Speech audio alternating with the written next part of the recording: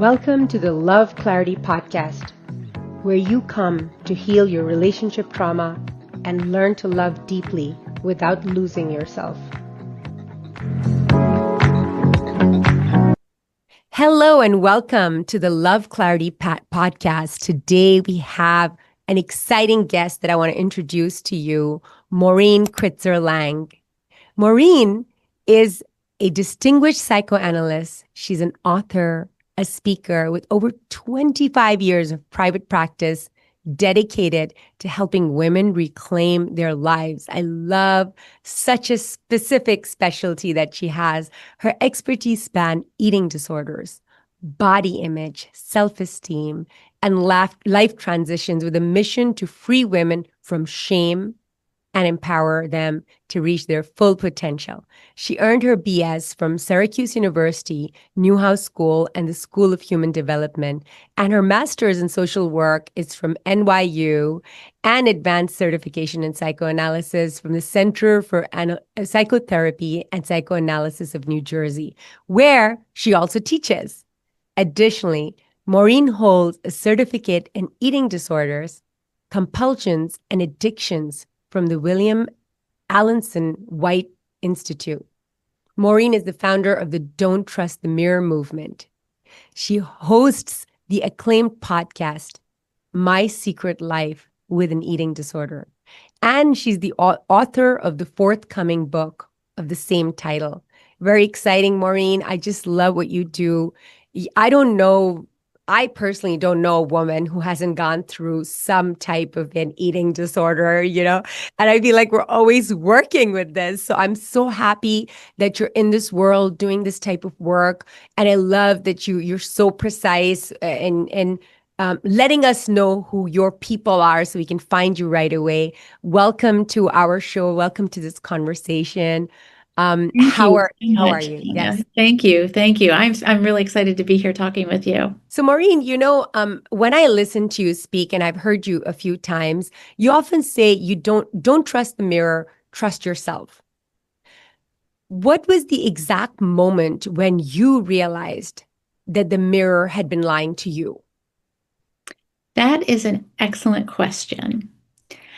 I realized the mirror was lying because when and I could talk more about this too, but I had a severe eating disorder for many, many years. And when I was younger, and I remember looking in the mirror, examining my face and seeing if I had a double chin, if it looked, I remember examining my stomach, was it sticking out, specifically examining parts of my body. And I realized as I moved further along in my recovery that what I was seeing wasn't what other people were seeing either. And what I was seeing was really just a projection of how terrible I felt about myself. So I feel like the mirror becomes this reflection of all these feelings that we're having that we just project onto the mirror, and it changes. One of the things that I share with people is if you look in the mirror, you're going out to work, to school, and you feel like, yes, I look great. And then you pass a window or you're in a department store and you look in the mirror and all of a sudden you think, oh my God, how could I have come out of the house like this? I look horrible. What happened? Not that you didn't change how you looked. What happened is how you saw yourself and how you were feeling at that moment. That's such a wonderful insight. I've had these moments where it's like, my God, I remember checking in the mirror in the morning, like what happened by the time I got out. So I get that. And we are starting to do this thing in our membership group, which is called Love Clarity Inner Circle. And we just watched a movie. It's called the program we have just begun. It's called Real Reflections. And we saw that movie, I'm So Pretty. And she has this moment. I wonder if you've seen it. I really recommend you watch it. You're going to love it. It's also funny, but she completely changes her mindset and her world starts to change. And it truly reminds me of that film. So thank you for bringing that up. And it's such a human experience as well. So, Maureen, what belief about yourself changed first when you stopped trying to meet that mirror's approval that you were looking for?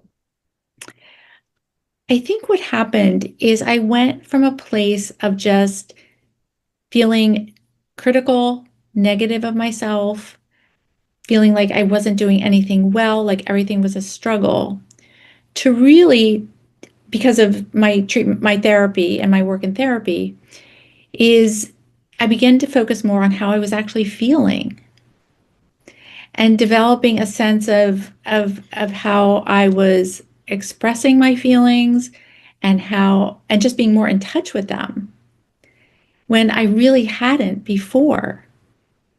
So I feel like things started to change over time where my insides started to match my outsides more. Beautiful. Are you saying that you changed your inside first and then the outside started matching? Is that Yes, yes, because how do you change the outside? I mean, the outside is pretty constant. I mean, we could put makeup yeah, on, we could fix our hair, we can dress differently, wear different color lipstick, but it's really our insides that are our foundation, that sense of ourselves, yeah. and how we feel about ourselves at that moment.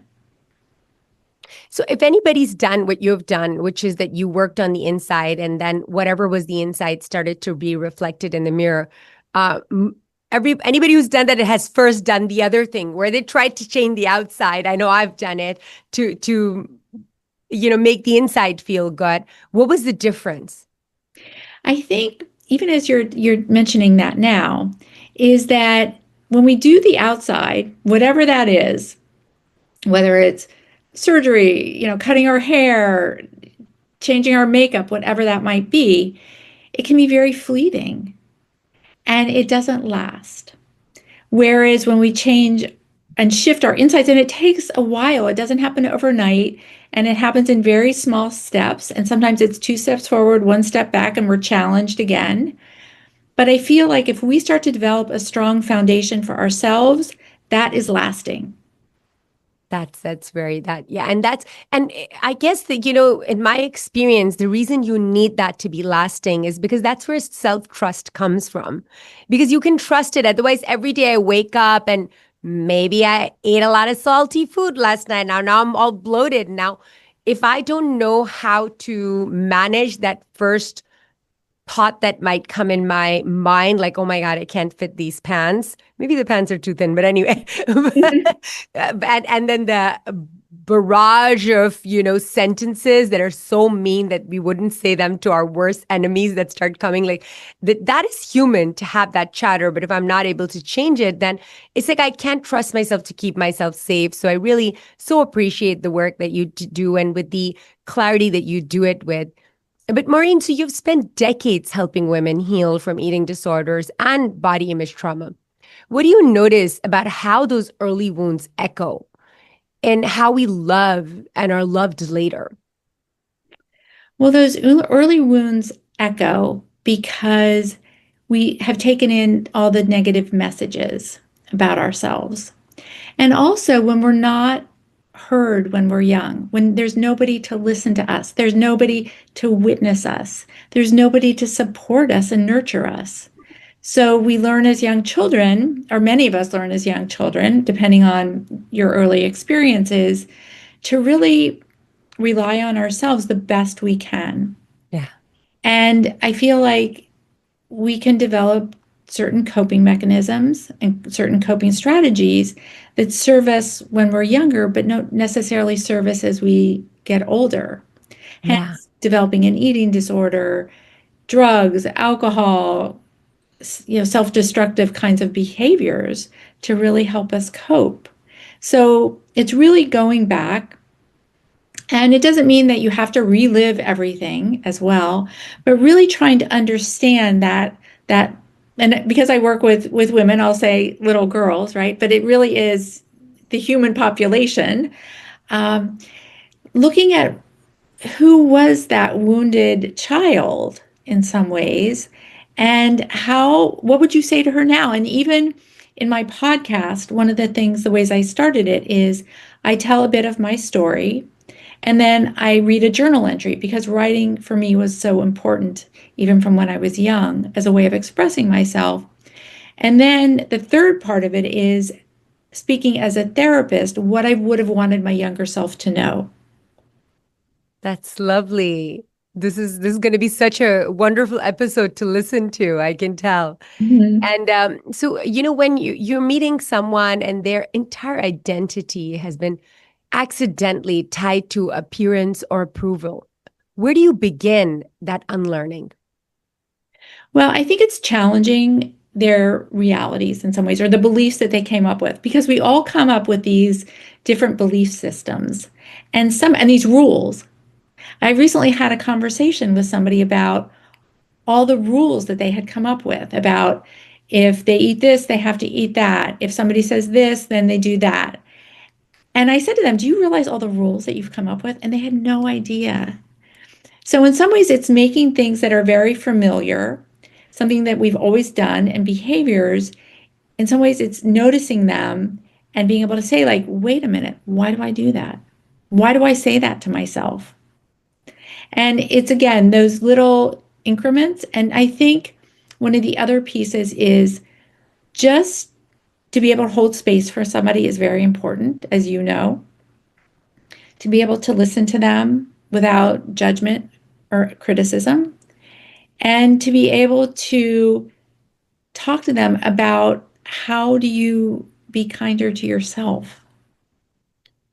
How do you feel like food is something that's nutritious and good for your body as opposed to something that feels scary and destructive for yourself? Absolutely. And Maureen, you speak often about these frequent flyers that are shame, guilt, negativity. What's one practice or maybe a phrase that helps release those emotions when they keep on reappearing? Well, I don't know if there's one phrase necessarily because I think it's very personal. So I Okay. feel like everybody, what I do is I help people come up with their own. Okay. Because what I Give might me some think, examples of some that people use, and maybe one that you have used too. well, I think one of the things I say to people is how you are speaking to yourself at this moment in this very critical way. Would you be talking to your child that way? Would you be saying that to a friend as a way of giving it a different perspective?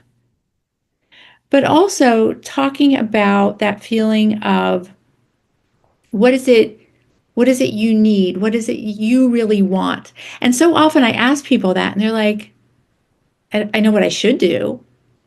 And so even being able to say like should is a very, very difficult word, I will say, as opposed to what is it you want? What is it you feel like you need? And being able to sort of tap into their inner voice Mhm. that they've been afraid to express. Wonderful, wonderfully said. I remember my professor used to say, "Don't should all over yourself." Exactly. It's a good way to remember. I'm like, oh my God, how am I going to live my life without shoulds? What does she even mean? How I could she know. take that away from me? I know. Yes, it's very hard because we say it so automatically. But the other thing that Yeah. I'm actually aware of too, even from my own language, Yeah. that recently somebody pointed out to me, I'll say, I'll try to do this or I'll try to get to that. And they were like, no, no, no. I will do this and I will do that. Mhm. So it's having some intention even as we speak. Yeah, absolutely. Making your words, being immaculate with your words. The other, I just thought of Yes. something else that I Yes, talk do. to Go people ahead. about is being perfect. Hmm.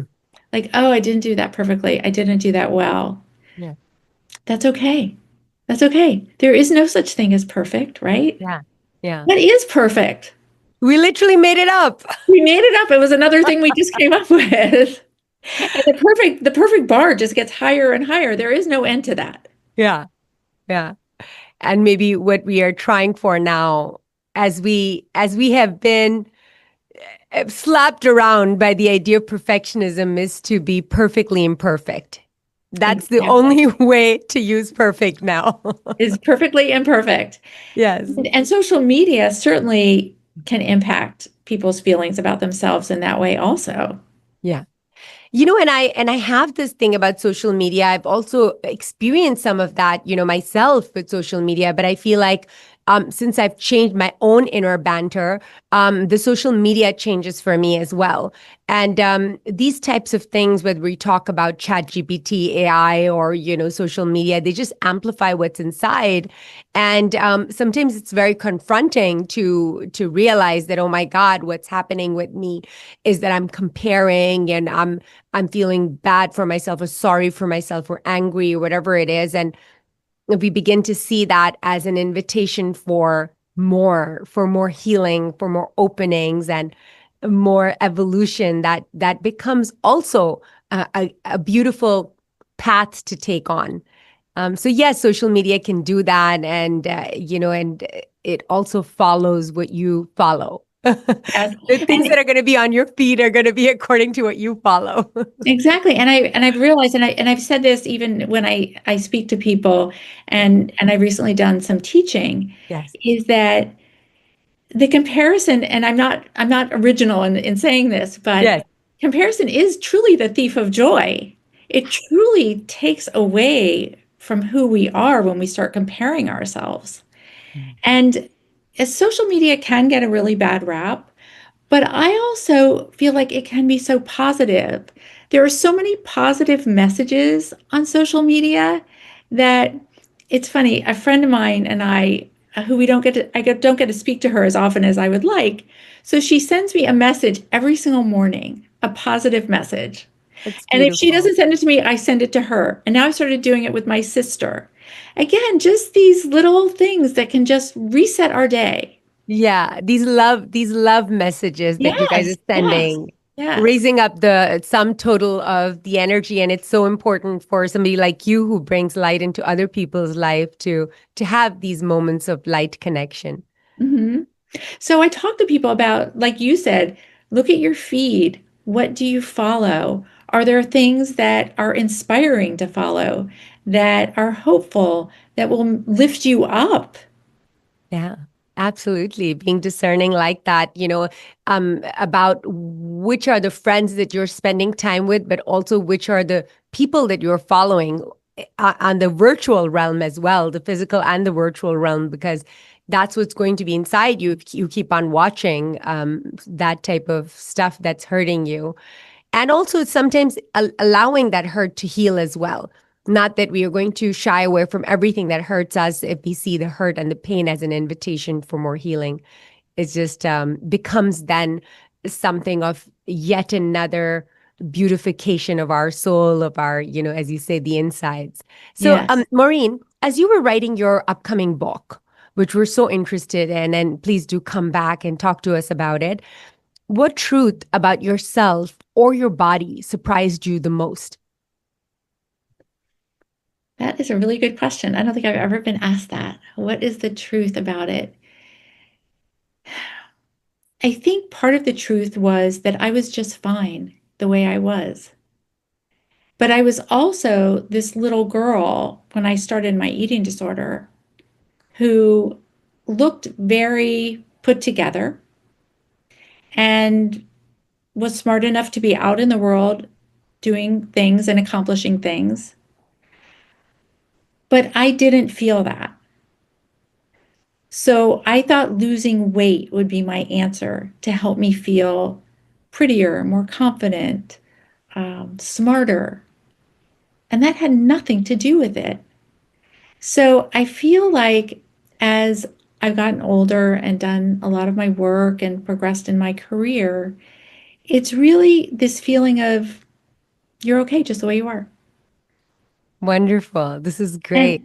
And and also, I feel like one of the things that I've learned, and I pass this on to my patients, I pass this along in social media, is for to take things a step at a time because life can be so overwhelming. And I think when I was younger, and for many people I see, life is very overwhelming for them.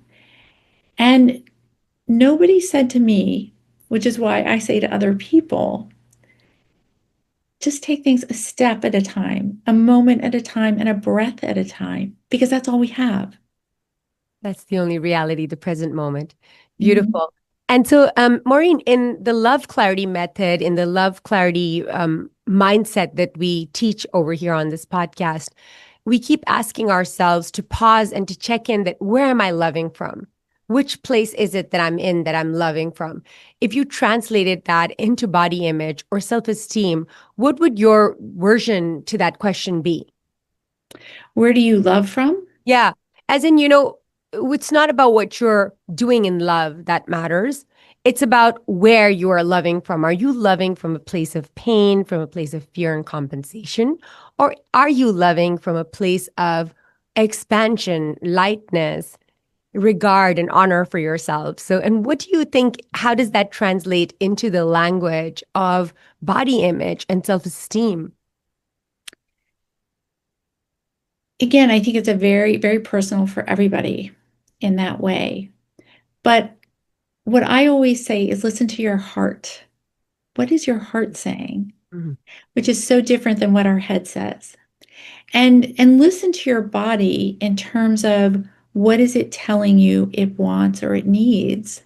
And to have that compassion for yourself and think about, but also to feel all your feelings, which can be so hard. And I say it like it's the easiest thing in the world, and it's Yeah. the hardest thing in the world. Yeah. Because the more we push down feelings of loss, of sadness, of anger, of just resentment, all those things, even joy sometimes, it doesn't go away by doing that.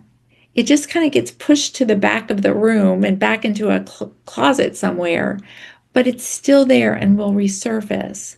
So, how do you meet these feelings in a way that is curious about? And also, like, where do you feel, some people like clench their jaw, like their hands are clenched, their stomachs, right? And I see so many people have been through so much trauma and their bodies are really like Bessel van der Kolk says, right, keeping the score and really telling us so much that we don't always have words for. So it's finding the because words are what we have, right? So it's in some ways being able to understand what our body is communicating about how we love and what we need. Absolutely. Very well said, said Maureen, as usual. So, Maureen, many of our listeners are, they overfunction in both relationships and self-improvement. How do you help women separate care from control? Care from control. Well, control, for one, especially with an eating disorder, is where you try to control food, control your body, control, well, food, your body, I guess are the two things that come to Yeah, mind. yeah, You can't control other people. yeah. So you can only control yourself, what you do, and what you think. But to really let other people do what they do and feel like you don't have control of them. We don't have control of the world. And our families, we don't have control over what happened and what people think, our friends. But how do we take care of ourselves in terms of, again, asking the question, what is it you need? And so often women I see feel very guilty. I mean, we're all overwhelmed. We all are doing a million things. But how do you take that time to just rest and not feel guilty about it? And self-care isn't always, I mean, massages and facials and some people, that can be a very much of a luxury for. But Right. lighting a candle, lotion are all great self-care things, but it also has to do with values in terms of self-care. What is it you value? Boundaries, limits, compassion. What are the things that you really value that will help you take care of yourself as well? That's wonderful. Thank you, Maureen. And what's the connection, if there is one, between trusting the mirror and trusting others or not trusting them? I think part of it is listening to your gut, listening to your heart, thinking about with others, how do they make you feel? Do you leave a conversation or a meeting or an interaction with somebody feeling bad about yourself? Feeling like, I'm not sure I did that right, doubting yourself, feeling as if you aren't good enough? Or do you leave an interaction with somebody feeling like you've been lifted up, positive, connected? Because I think the connection that we have really is a very good indicator of how much to trust the Yeah. outside.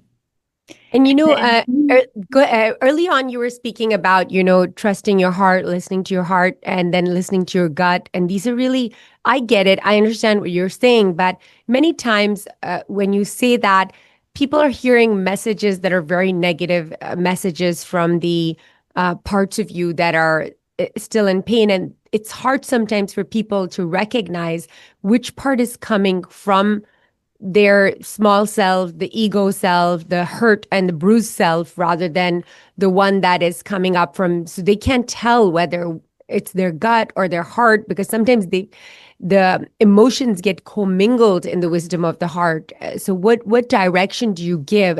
Because I also know you do young women. You're not just speaking to, to people who have read like a million books. Not that young women can't, but sometimes you have very young women that really haven't had that life experience. So how do you explain all that? well, I feel like it's a conversation I have with them. And to be able to challenge them in their thinking, but also to have them find ways to be with themselves, whether it's and understand those different parts of themselves. And again in a conversation, but as well, I think journaling can be helpful to identify the different parts of ourselves and which self is the one that's so critical, which self is the one that is the pleaser, the one that has trouble setting boundaries.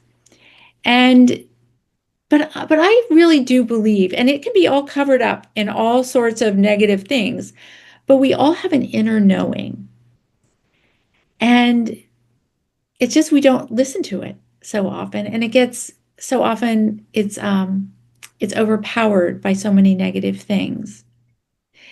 I love the story of the Princess and the Pea because I don't know if your listeners may know of it. Yes, absolutely. I'm sure all of us know of it. So speak how, tell us what you were going to say. Because so often in my life, and I ask people this too, it's like the pebble in the shoe, where you know something isn't right, but you can again push it aside, put it somewhere back in the drawer, but it's there, Mhm.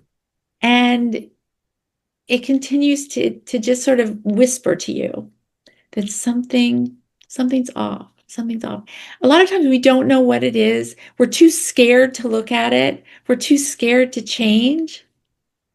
Yeah. But I think it's really being able to listen to that whisper at times. And I think the more I talk about it with people, the more attuned they get to trying to be aware of it because nobody's ever said that to them before. Yes.